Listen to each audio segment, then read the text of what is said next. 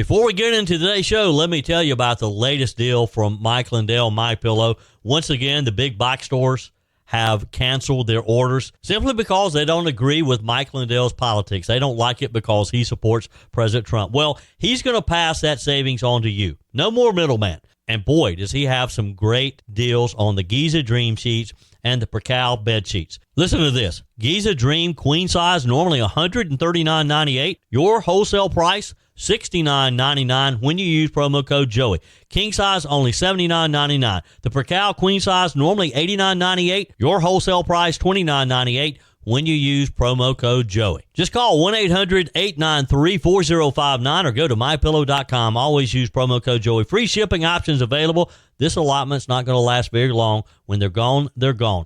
MyPillow.com. Promo code Joey. Thanks for joining me in the PhD Weight Loss and Nutrition Studios. To lose weight for the last time, visit myphdweightloss.com. Welcome in. We made it to another Friday, heading into the weekend. Got a lot to cover. A federal judge has opened the door, now get this, to illegals who have been targeted using the Alien Enemies Act. He's going to allow them to sue the Trump administration as a class action lawsuit. These guys have gone nuts. This was quite interesting. President Trump nominated National Security Advisor Mike Waltz for another high-level post after ousting him as National Security Advisor yesterday. It was a fast-paced day. You're going to want to hear the details on this one. Vice President JD Vance was in Berkely County, South Carolina yesterday, visiting the Nucor Steel Plant. We have the details of his visit to the Palmetto State for you. And with just 3 days left in the South Carolina legislative session, the Greenville Chamber's Vice President of Government Affairs, Matt Wills, joins us for our weekly update. He'll give us an overview of what was accomplished this week and what's on the agenda for the final week of the session. I told you we'd be back. And ye shall know the truth, and the truth shall make you free. It's Joey Hudson. I wanted to name it the Joey Hudson bill, but, they don't allow you to put names on bills. But I wanted to call it the Joey Hudson bill because I know that one's been near and dear to you for a number of years. That's how it's done. Let your voice be heard. And the truth shall set you free. Here's Joey Hudson. So a federal judge in Texas has ruled that Venezuelan nationals who have been targeted for deportation under the Alien Enemies Act, this 1800s act that we've been hearing so much about, that President Trump unearthed and has been using to try to deport the illegals who are in our country. This Texas judge says that they can proceed with a class action lawsuit against the Trump administration. U.S. District Judge Fernando Rodriguez, now he is a Trump appointee, issued a 12-page order granting class certification to the group of petitioners. Wonder who's paying for this. Wonder who's paying for them to sue the federal government. Judge Rodriguez acknowledged that while individual determinations would still be necessary to establish whether each deportee is a member of the Venezuelan gang Tren de Aragua, the broader legal questions raised by the petitioners are consistent across the class, he said. These include the legality of President Trump's executive order invoking the AEA, due process rights under the Constitution, and compliance with U.S. immigration law and international treaties. The Trump administration has argued that the Aliens Act requires individualized determinations and that no protected legal class exists under the statute. Judge Rodriguez, though, found that a class action is justified due to the common legal issues raised. These people have more rights than we do, according to some of these judges. On March 14th, President Trump issued an executive order declaring members of the Tren de Aragua as alien enemies and authorized their deportation under the AEA. More than 250 suspected gang members were deported to El Salvador quickly, including 238 alleged TDA members and 23 MS-13 affiliates. The judge noted that approximately 100 individuals detained in the Southern District of Texas were designated under this proclamation. He ruled that although factual hearings are needed to verify individual gang affiliations, a class action is an efficient way to address the overarching legal issues. Now, in a separate 36-page opinion, Judge Rodriguez ruled that the Trump administration exceeded its authority under the Alien Enemies Act. He concluded that the gang's presence in the U.S. does not constitute an invasion or predatory incursion as defined by the law. Let some of these gang members go to his house. Let some of these gang members attack one of his family members. Wonder if he'll have a different attitude about it then. Let one of these gang members hurt one of his grandchildren and see if he thinks that this is not an invasion, that there's not a predatory incursion.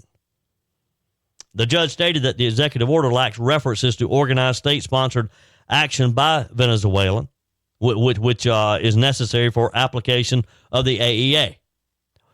Wow.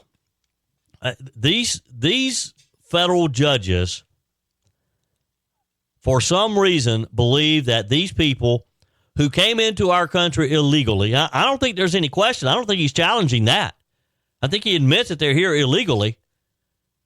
He's just questioning how we return them. Now, his ruling marks the first formal permanent injunction against the use of the Alien Enemies Act for this purpose. In mid-April, he issued a temporary restraining order blocking deportations from the Raymondville Detention Center, later expanded it to the entire Southern District of Texas.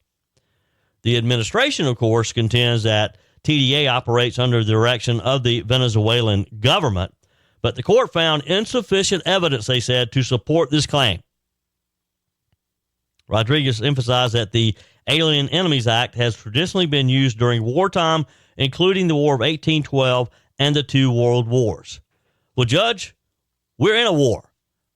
Our country has been invaded by millions of people coming in our southern border. You don't think that's a war? Now, the question was, will the administration appeal the case? Well, yes, they will. Yes, they did. In a minute, I've got some of the details of what Trump's answer is. But let's just stay right here for a minute on this judge allowing this group to file a class action lawsuit against our government. Wow. I've tried to think about this. I've tried to understand what their argument is, why any federal judge would want to protect these illegals, put their rights above and beyond those of actual American citizens. And I can't get it. I don't understand it. I don't understand why the judge wouldn't just, he's admitted they're here illegally, why he would not want them returned quickly. What due process do they need? If they're here illegally, they shouldn't be, right? So they should be returned just as quickly as they sneaked into the country. Help me understand this. Text me, email me, joey@joeyhudson.com. You can leave me a message on the MyPillow message line, 864-477-JOEY, 864-477-5639. Always use promo code Joey when you go to mypillow.com, and you'll get the very best price on anything Mike Lindell has. Boy, what a week it's been for MyPillow. As Mike Gallagher and I were there on Monday, sold a lot of pillows, a lot of sheets. You can still get a great price on the Giza Dream sheets. Typically, they're $139.98 for the queen size.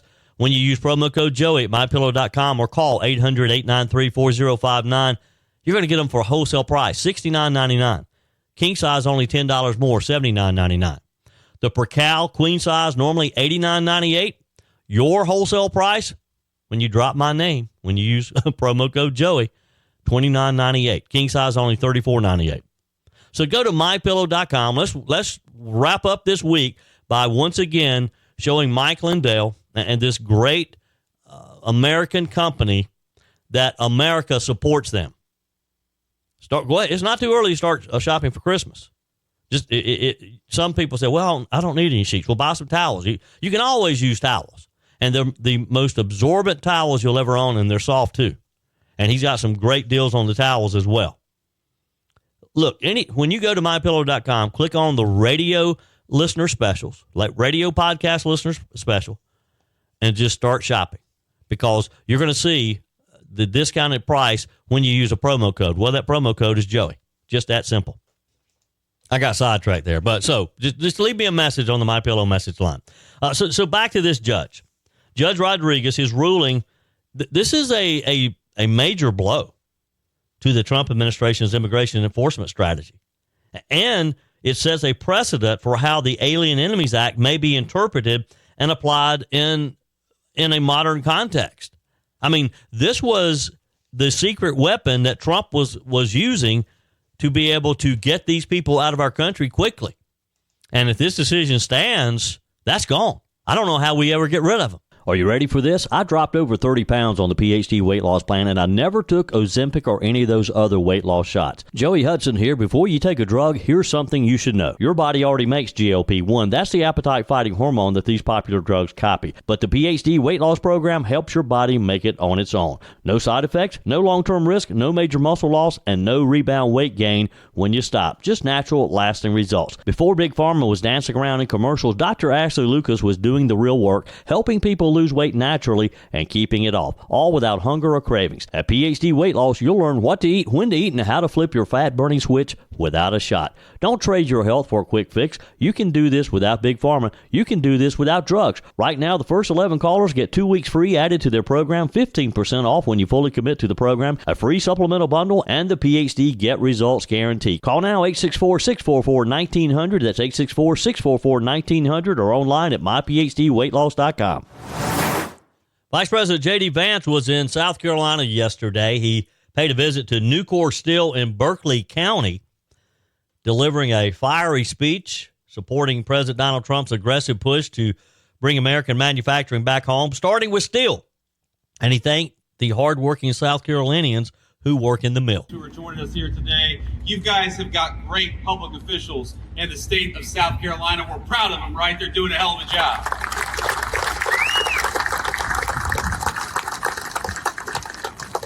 Now, let me just, one other note of thanks here, because I just got the tour of a lifetime here at Nucor Steel. So I want to thank Leon and everyone here at this incredible facility here, Nucor Steel Berkely, for hosting us.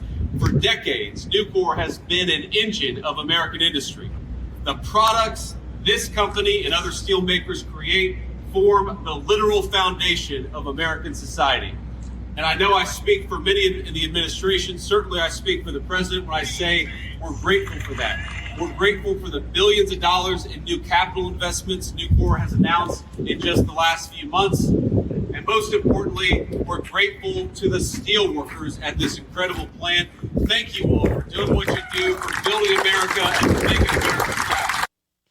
As Vice President JD Vance standing before workers and company leaders yesterday in Berkely County. He described the moment as the beginning of a golden age of American manufacturing and credited Trump's new wave of tariffs with helping to kick it off. He said, "We're building it right here at Nucor Steel in South Carolina, calling the mill a model of what American prosperity can look like when production stays right here on U.S. soil." The visit held a personal experience for Vance.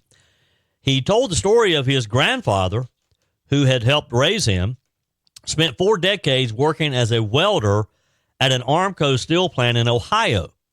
Touring the mill, his first ever visit to a steel plant, which is hard to believe. His grandfather worked in the mill and he never had been in one, he said. He said the experience brought things full circle for him personally. He took the opportunity to call out what he described as years of anti-industry policies under previous administrations, specifically the Biden administration, including a West Virginia steel plant that he said sat idle for years under the Biden administration's crushing environmental regulations.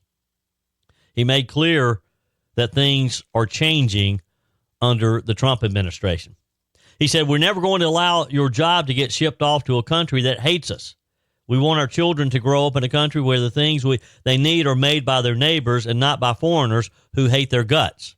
That line, of course, drew big cheers from the crowd And when he asked the crowd, do you want to ship American jobs off to the People's Republic of China, you can imagine how they responded. A resounding no. His visit came just weeks after President Trump launched a sweeping new tariff package targeting Chinese goods, dubbed Liberation Day. The policy raised tariffs on nearly all imports from China, a staggering 145%. It's what has kept the markets in somewhat of a turmoil over these past weeks. Some of the broader duties were scaled back slightly just a few days later because of negotiations. The goal, of course, according to President Trump, is to rebalance trade in favor of American workers and industries. We have been getting ripped off for years, and nobody seemed to care. Thought it was normal. It was okay. In his speech yesterday, Vice President Vance said they attack us when we implement trade policies that do a very simple thing: rebalance trade in favor of American workers and American businesses instead of foreign workers and foreign corporations. Still, as you know, not everybody sold on the strategy. Earlier this week, the Commerce Department released economic data showing that the U.S. economy had contracted 0.3% in the first quarter of this year. That's the first decline of that in 3 years. And of course, the Democrats and critics of Trump are pointing to the tariffs as the culprit. Representative Jim Clyburn, the only Democrat in Congress from South Carolina, issued a statement warning of the economic fallout for South Carolina. He pointed to the state's $87 billion port system and emphasized its heavy reliance on international trade. Clyburn, in a statement, said, "We are one of the most trade-dependent states in the nation. South Carolina stands to be harmed disproportionately." And he blamed Trump's economic performance in his second term so far as a failure. But for steelmakers like Nucor, where Vice President Vance was visiting yesterday, the Trump-Vance agenda is already getting results. The CEO, Leon Topalian, welcomed Vance to the plant and said Nucor now produces about 25% of all U.S. steel through its 26 mills across the country. The UG plant alone, he said, turns out 3.6 million tons annually. And went on to say, and in the 30 years that Nucor Berkely has been running, this mill has never been idle. It has never laid off a single team member. That says something, doesn't it? That a steel plant could be operating for 30 years and it's never laid off a single employee. Wow. Since Trump took office the first time in 2017, Nucor has invested more than $20 billion to expand its operations, resulting in more than 9,000 direct jobs and 40,000 indirect ones. Vice President Vance, dressed in protective gear, including a custom green hard hat that emblazoned with Nucor Steel Berkely and the South Carolina Palmetto tree. He seemed to be very impressed during his behind-the-scenes tour. At one point, he watched molten metal swirl in a furnace, according to those with him. And he asked, "How hot is it?" And that's going to drop a bunch of new scrap in there, he said. That's awesome. One person described him as like a kid on a field trip. Hey, one final thing as we wrap up today's show. I mentioned earlier we were talking about, of course, all the federal lawsuits trying to stop President Trump from deporting the illegals. Well, the administration did go straight to the U.S. Supreme Court, asking them to lift a temporary legal protection for more than 350,000 Venezuelan nationals who are living in the United States, which could potentially open the door to the widespread deportations that the president's trying to accomplish. The Justice Department filed the request after a federal judge in San Francisco blocked the expiration of temporary protected status, TPS, for these Venezuelans. TPS is a humanitarian program that allows foreign nationals to remain in the U.S. if their home country or countries are considered unsafe due to conflict or natural disaster. The protections for Venezuelans were set to expire on April the 7th, but were extended by the court. And, of course, the Trump administration was waiting on that April 7th deadline, ready to start deporting them. They're hiding behind this TPS. Well, Trump's legal team argued that the injunction by U.S. District Judge Edward Chin interferes with the executive branch's authority over immigration and foreign policy. In its filing, the administration claimed that Judge Chen's ruling threatens to set a precedent where courts could override national security and foreign affairs decisions, which is exactly what they're doing.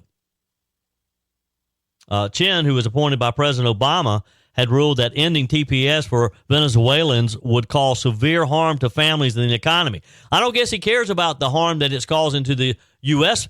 families, does he? He emphasized that the government failed to demonstrate any concrete harm in maintaining the protections. Well, the harm is we have illegals in our country using our services and in some cases breaking our laws. I'm not talking about the immigration laws. Again, it gets back to what I had said earlier in today's show. I just can't wrap my brain around why these judges want to protect these illegals in our country, want to afford them rights, and in some cases more rights than you and I have. It's crazy. Your comments are welcome on the Firmin Ford text line, 864-477-JOEY. That's 864-477-5639. Emails always welcome, joey@joeyhudson.com. Speaking of the Firmin Ford text line, it's never been more important to support locally run businesses owned by people who actually live here in the upstate. Let me take a minute to talk with you about our friends at Firmin Ford. If you're looking for a new vehicle, maybe a great pre-owned vehicle, one you can trust, or maybe you're looking to order that special vehicle. Either way, if you want a new one, a brand new one, or a pre-owned that you can trust, the folks at Firmin Ford, they're there to help you. Their name is on the sign because their name is on the line, because every single transaction is important to them. Jim Firmin, Matthew Firmin. They do business the right way. When you stop by, when you give them a call, or maybe when you just send them a quick email, you're always going to have access to a member of the Firmin Ford family. And by the way, they also offer great service, and you're not going to have to wait weeks and weeks to get it done. And you do not have had to purchase your vehicle at Firmin Ford. Doesn't even have to be a Ford. They service all makes and models. Visit my friends at Firmin Ford online at firminford.com, firminford.com. It has been a busy week in the state capitol as we're down to 3 more legislative days next week, with the South Carolina General Assembly wrapping up this year next Thursday at 5 p.m. On our guest line today, Matt Wills, Vice President, Government Affairs for the Greenville Chamber. Matt, it's been a busy one, hasn't it? It has been a crazy week. It's been a crazy session. 3 more days to go. So who's counting? Yeah. You're counting. That's who. that is right. All right, let's kind of talk about this week. Yesterday, the South Carolina House Judiciary Committee, actually their ad hoc committee on tort reform met. Now, I'll have to admit, I get a little nervous when they have an ad hoc committee on anything, but I'll watch some of the hearing. What did you take away from yesterday's meeting, and is there still hope that something might be done in these next few days? To answer the second question first, I think there is hope. I think there is some hope that we kind of have seen the bigger pieces of what we originally saw in 244 kind of coming together on the joint and several side. I think that negotiation point is still, kind of ping-ponging back and forth between House and Senate negotiators. And obviously some of the liquor liability language that we saw pass the House earlier this year is still alive even after today.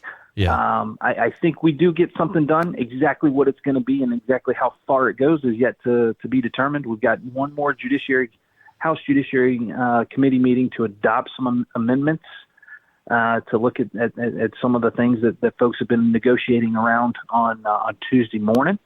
And, we'll get a final look at what the House is going to pass as 3497, their liquor liability bill that's going to have some tort language in it. So we're hopeful that they don't pull too much out of it for the overall good. I think that the House had been almost singularly focused on the hospitality industry. Yeah. That's somewhat unfortunate. It's a much bigger problem than just the hospitality industry, but it is a hospitality industry problem as well. Yeah. The ad hoc committee yesterday initially heard from someone on the plaintiff side and someone on the defendant side. They both made it very clear that they weren't there to try to persuade the legislators in either direction, but just presenting facts. Do you have any idea, and just in talking with members of the House, of what sticking points they may have with the Senate's version of the bill? Because as I understand it, basically, a week or so ago, the Senate just copied and pasted and put their version of the bill back into House bill. What are the sticking points, do you think? Yeah, I think there is some pride of authorship. I think with what the House sees as their bill in 3497 in their original House passed language on the liquor liability side, they seem to think that this is something that is solely focused on the hospitality side. But again, it's not just limited to that. I think they see the broader side.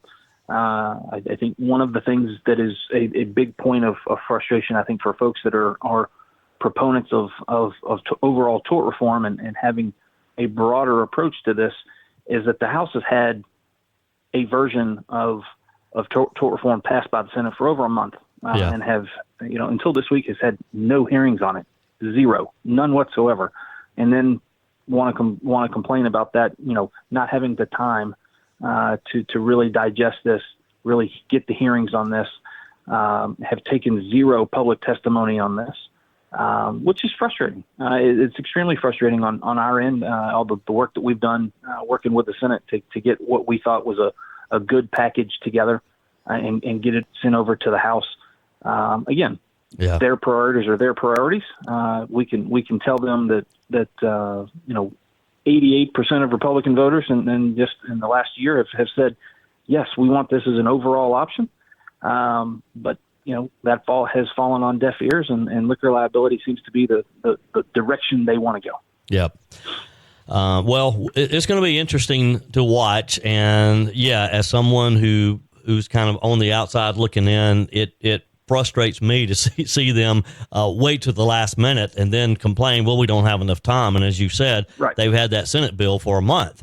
Well, not only that, they've had a tort bill that was pre-filed in the House in December last year, and they've not even given it one hearing. Not a, hey, let's hear a little bit about this and adjourn debate on it. Not even one hearing. So they've had a tort bill in the House for a very, very long time that they've just not taken up. I think that's the biggest point of contention that a lot of the proponents have of tort reform itself. But I think it's going to be very interesting what we see in the final product. But look, I think if we get some of the pieces of 244 that are the bigger pieces, some of the joint and several language in this final version that gets sent back to the Senate, at least there's some hope that we get something done the last week. Yeah. Vice President of Government Affairs for the Greenville Chamber, Matt Wills, is on our guest line. All right, so the idea of some type of income tax reduction seems to also maybe get a last-minute push here. What's the latest on that issue? So what we've seen before obviously didn't come to fruition, and thankfully it didn't. I think cooler heads prevailed and slowed down the process a little bit on the income tax reform side. And what we've seen now, from the Department of Revenue and Fiscal Affairs, was an option given to the House Ways and Means Committee, and they heard a hearing on it last week with the director from over there, and have proposed the renaissance, if you will, of 4216, the tax reduction bill there. What it'll do is just it'll create two tiers in the income tax code, a 1.99% lower rate and a 5.39% rate on the higher end. Does not raise taxes on anyone in the short term because of the two tiers, and then eventually works us down to a flat tax. Having a one-tier approach where everybody in the state pays some sort of income tax. I think that was a wise way to do it, kind of looking at that front. And it also decouples us off of the federal plan and makes South Carolina autonomous on the tax side. looking at it from its own perspective rather than the federal perspective. So I think that's a good approach. But looking at it from a two-tiered approach is we can kind of hit those triggers down to get it down to that 1.99 flat. It'll take some time for us to get there. We're going to see those revenue numbers eventually get to that point if we continue to see the growth in the state that we've been seeing. But I think this is a significantly better approach than what we saw before. Yeah. Matt, appreciate your time and for keeping us up to date here. And, of course, we'll check back in with you next week when it will all be in. Said and done, I guess you could say. Of course, I got to work on the budget next week, too. But it's going to be a busy, busy week, and we look forward to hearing from you again. That's right. We look forward to getting the hay in the barn and reporting exactly what we got in. Yep. One more thing on taxes before I get off of that. The South Carolina legislature is again looking to lower the state income tax that I just talked with Matt Wills about. The other tax reform that some have been calling for is property taxes. Would you like your property taxes to disappear? There's a movement to reduce or eliminate property taxes on homes. One state is leading the way as they just passed what may be the first in the nation elimination of property taxes on primary homes. But get ready, because there's no spending cuts, so it means they're still going to spend the money, so it's got to come from somewhere. Montana just pulled off this rare political feat, if you will, one that is rare. They are cutting property taxes for regular homeowners without shrinking the state's revenue. So how are they going to do that? And without eliminating spending. The catch, well, second homes, those beach homes, those mountain homes, or those rental properties, refineries, and utility companies are going to be handed the check because their property taxes are going to be increased quite drastically. Now, for years, rising home prices across the country have translated into painful property tax hikes for most residents. A simple across-the-board tax cut would have gutted funding for schools, emergency services, and local infrastructure, according to those in Montana. So the dilemma fueled months of heated debate in the Montana Capitol, with at least 47 competing tax proposals floated this session alone.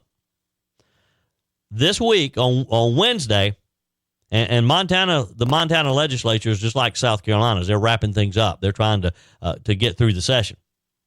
Lawmakers passed the final two-bill package that is aimed at resolving the crisis of high property taxes for homeowners, for your primary home, because they're shifting this tax burden to Montana's biggest landlords and absentee owners. In the end, it was Governor Greg Giafforti, his preferred legislation, that passed in the final hours of the session, which delivered this long-promised property tax relief. It was very, very contentious at times because you had realtors and others who make a lot of money selling second homes. And look, in Montana, you got some of those ski areas and all out there, too, of some very expensive second homes. Some of these groups were pushing back because of vacation property owners and local officials in cities like Sunburst and Billings who have a lot of second homes. But the bill, so temporarily the bill was kind of put to the side, but it didn't stay on the shelf very long because it was resurrected in the final days of the session and was able to pass. I'm not sure about that. Are you?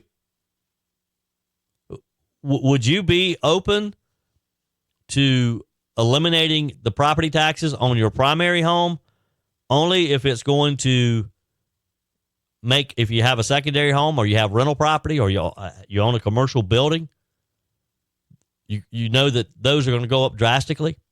Now, some of the detractors also said that by putting such a higher price on utility companies, particularly, that electricity and water and those types of services, those bills are going to go up. They're going to pass the additional expense on to the ratepayers.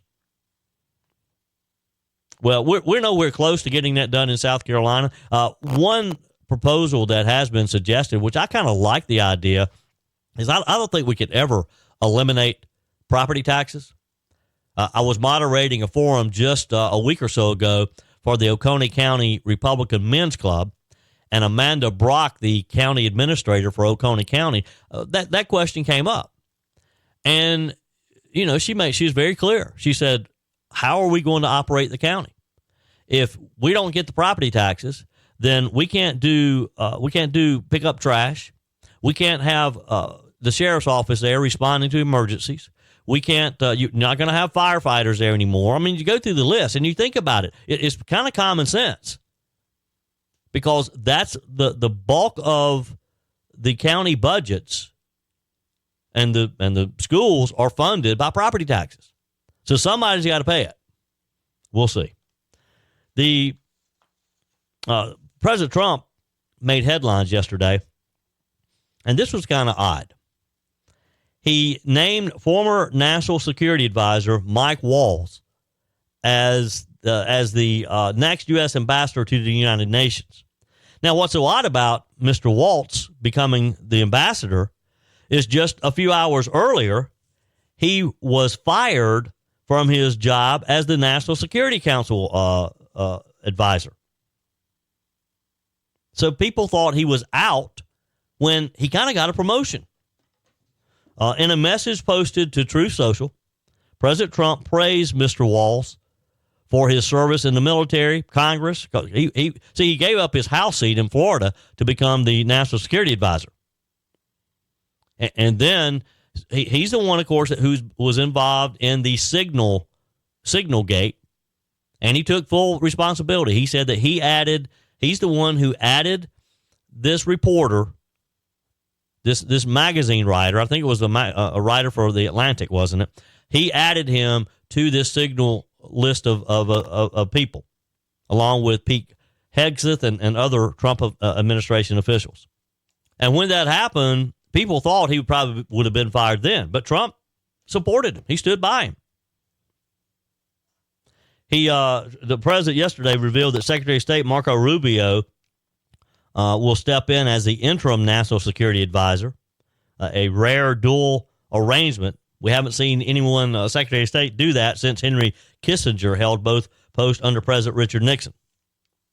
Waltz's departure from the NSC, again, came weeks after speculation that he was going to be fired because of the Signal chat leak. Despite the controversy, just this week at the cabinet meeting, Waltz was there. And then a few hours later, it was leaked that he was about to get fired.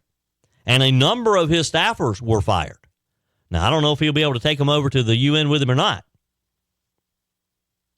But his appointment as the UN ambassador, of course, comes after Representative Elise Stefanik of New York withdrew from consideration for the same job. Stefanik had been Trump's first pick, but mounting concerns about the GOP's narrow House majority led her to decide to stay in Congress, I'm sure at the advice of President Trump.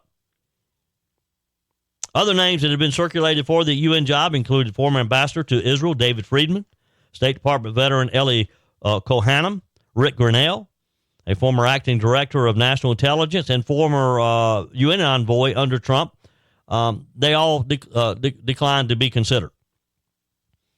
The ambassador shakeup is part of a broader shift in the Trump administration's foreign policy team. It's a little concerning, you have to admit, that we're having these types of shakeups so early in the administration. Waltz is expected to take a hardline stance, continuing Trump's push to hold the UN accountable while making them understand that America interests are first. That we're not Joe Biden, those days are over. We're going to do what's best for America, even if it upsets some of our foreign allies. He has a background as a Green Beret. Like I said, he served in the U.S. House. So he has a unique blend of that military, political, and diplomatic experience that President Trump has repeatedly praised. Now, meanwhile, Rubio's dual role as Secretary of State and the interim National Security Advisor adds a lot more responsibility to him. The Florida senators, former Florida senator, has already launched an ambitious overhaul of the State Department. Now he takes over the top national security post during a very volatile moment in global affairs. But guess what? If anybody's going to do it, I'm going to bet on Marco Rubio because he can do it. He can do both. But, you know, when it gets right down to it, and look, the Democrats were quick to criticize Trump for firing Waltz in 1 minute and giving him a promotion in the next. But it really just kind of goes back to how loyal Trump is, and he puts he puts loyalty at the top of the list because he made it clear the other day that Mr. Waltz remains a trusted figure in his administration, even though, yes, he made a mistake, a big mistake. Could have been a costly mistake. The decision to name Waltz as ambassador also underlines Trump's willingness to move quickly and decisively when he feels like he needs to do some reshuffling. We'll see. It's going to be interesting, for sure. What do you think? Is Mike Waltz a good candidate for the UN ambassadorship? Text me. Email me, Joey. That's it for today's edition of Just the Truth. Thanks for joining me in the PhD Weight Loss Studios. To lose weight for the last time, visit myphdweightloss.com. If you haven't joined my mailing list yet, visit my website, joeyhudson.com. Click on the Connect with Joey button so that you can receive our emails and the most up-to-date news. Also, join me on my YouTube channel. Be sure and like, comment, and subscribe. Just search for Joey Hudson. As always, thanks for spending a few minutes of your day with me. Do me a favor and forward this episode to a few friends. Just click on the share button and send to your contacts. We need to build an army of conservatives to win our country back, and we can do that by continuing to share the truth with our friends and family. Keep those comments coming via the Firmin Ford text line, 864-477-JOEY. Email to joey@joeyhudson.com, and I love your messages on the MyPillow message line. Again, that's 864-477-JOEY, 864-477-5639. Be sure and take advantage of the MyPillow special, just $14.88 on the standard MyPillows when you use promo code Joey. Order online at mypillow.com or call 800-893-4053. We're back again tomorrow and hope you'll plan to join us. Until then, remember, God's got this. He's still in control.